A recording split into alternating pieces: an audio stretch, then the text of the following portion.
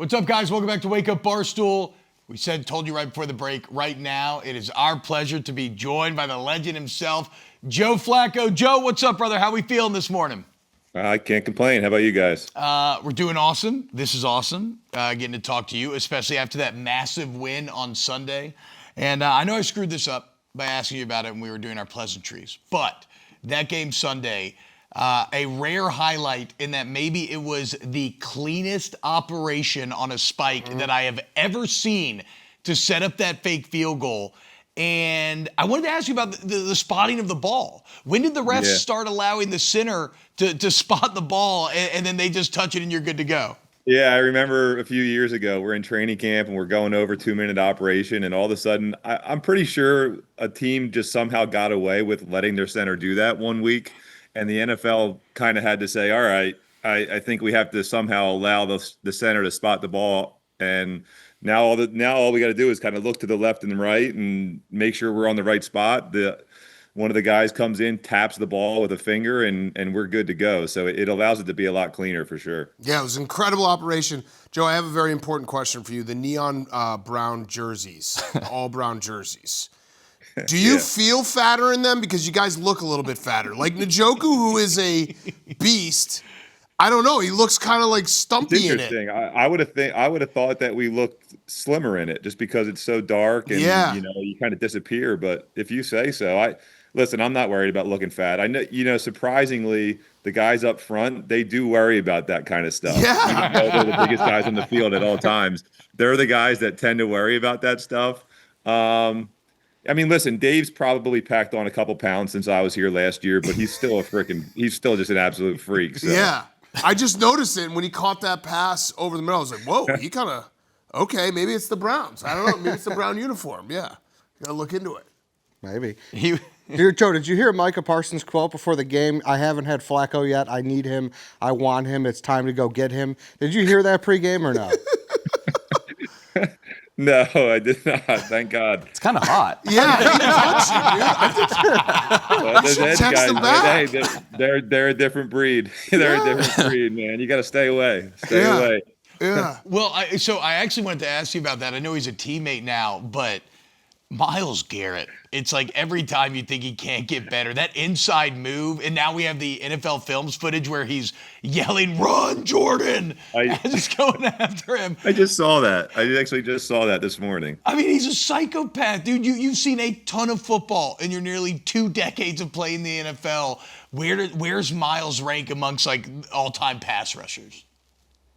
Oh my gosh.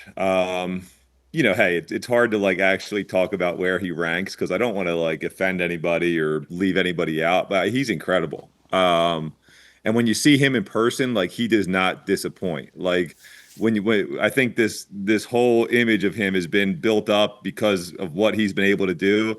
And then if you're actually able to stand next to him in person, I mean, you're just like, what the hell am I doing right here? He could probably retire today and like be the next Mr. Universe like tomorrow. It's unbelievable. We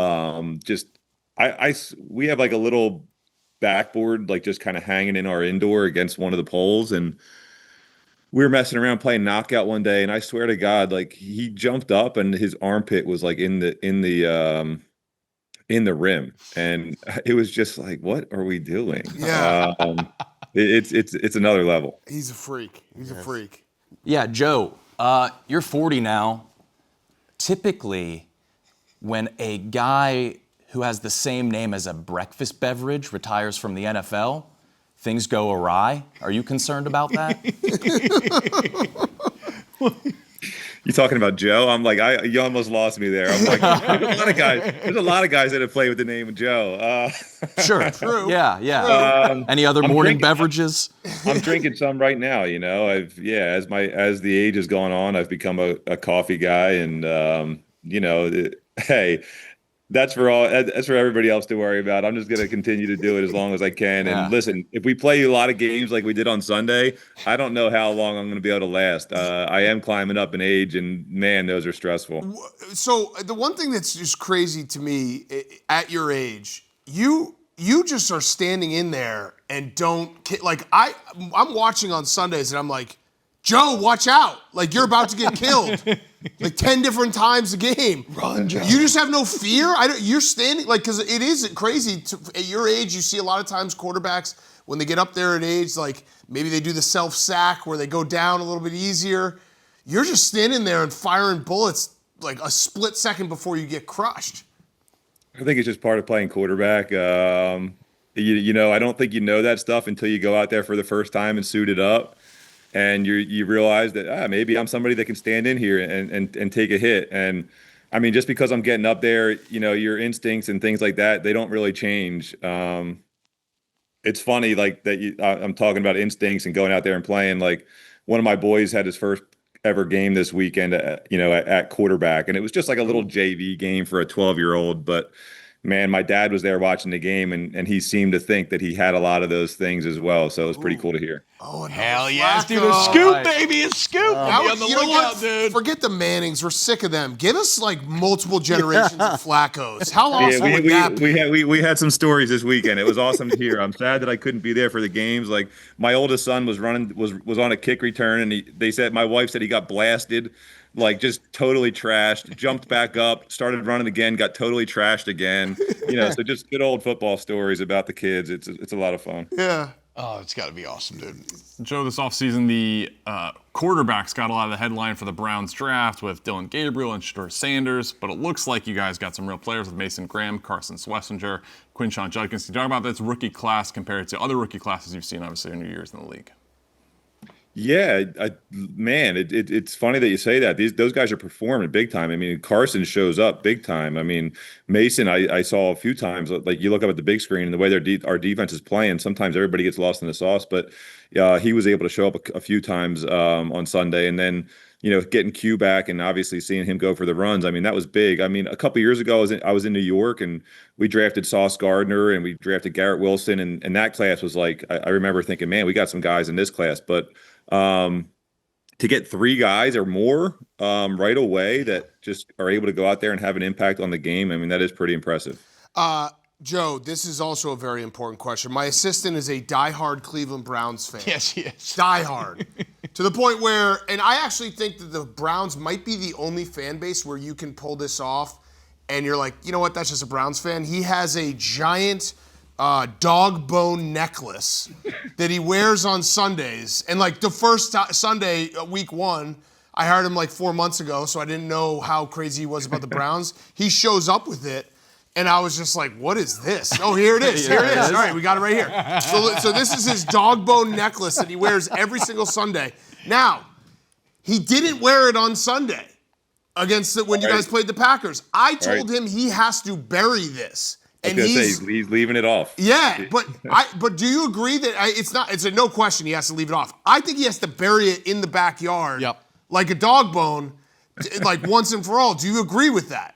I could get on board with that for sure. Okay. Yeah, like he just walked in. He wasn't wearing. Like, it's just very odd to see someone wearing this, but not at a tailgate. He walked into the office, and it was just like a regular shirt. He was in like business You got to bring a little bit of Cleveland everywhere you go. Yeah, no, I loved it. I was just like, yeah, I guess that makes sense. That's just what you do. All right, so Joe Flacco says we should bury this. I say we should bury it. All right, yeah. All right, done. He has to do it. No, has to bury it. Because you can always dig it up. You can always dig it up. Yes. Joe, what have you learned from Dylan and Shedeur? Oh, good question. Because I'm sure they get the opposite all the time. So what have you learned from those guys? You know what? We were talking about stuff in our room yesterday. It's not necessarily appropriate for on-air stuff, but I've learned a couple names. Some TikTok trends, yeah. I don't know. You can let your mind go wild, I guess. Joe, I want to ask you about Schmidt, the kicker, a little bit. Look, because I know, week 1 was what it was, a little rough. It's always kind of an interesting dynamic in the locker room. What was it like with him after the game? Dude, that's what makes sports awesome, right? Like, you see people, have to deal with failure, and then you get to see them rise above it again. I mean, that's what makes people get so into this sport. I mean, I don't know if we realize that, but that is such a huge part of it. It's awesome to see that. Because as a competitor, how hard it is to have been in the situation that he was in and not come through, because I've been there before.